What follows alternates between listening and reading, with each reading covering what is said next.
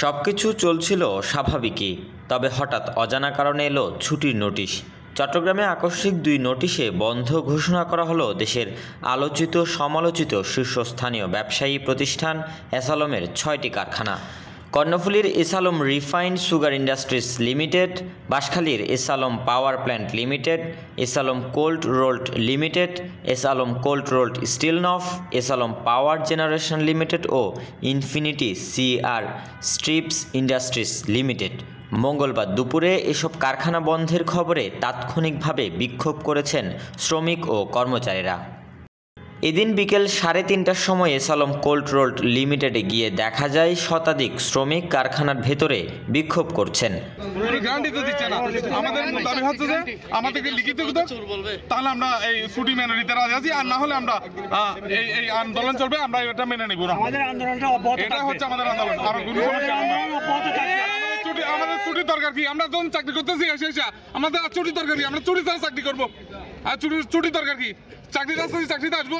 আমাদের গাড়ি ভাড়া বাঁচানোর দরকার নাই তো। আমরা কেন গাড়ি ভাড়া বাঁচাবো? আমরা চাকরিতে আসতেছি, আসবো। আর আমাদের আসার পর বেতন দোক।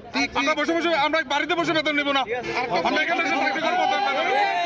একটা নোটিশ আসছে, যে অনাকাঙ্ক্ষিত নোটিশ, যে অনির্দিষ্টকালের জন্য আমাদের ফ্যাক্টরিটা বন্ধ ঘোষণা করা হচ্ছে।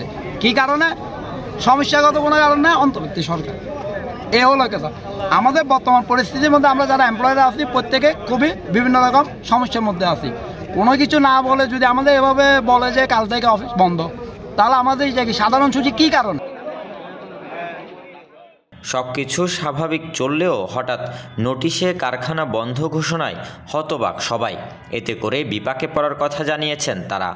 সারা বছর প্রোডাকশন চলতেছে, সারা বছর সব কিছু চলতেছে, তারপরেও আমাদেরকে এই 4 বছর ইনক্রিমেন্ট দিচ্ছে না। তো হঠাৎ করে আজকে এসে আমাদের বলতেছে অনির্দিষ্টকালের জন্য এটা বন্ধ ঘোষণা করা হচ্ছে। কিসের জন্য বন্ধ ঘোষণা করা হচ্ছে তা আমাদেরকে উল্লেখ করে বলে নাই। কোনো কারণ স্যারে আমাদের বলতেছে, মানে আজকে দুপুরে নামাজের পর বলতেছে, এখানে মানে নিউজ শুনতেছি সবার কাছ থেকে, মানে এখানে বন্ধ করে দিবে।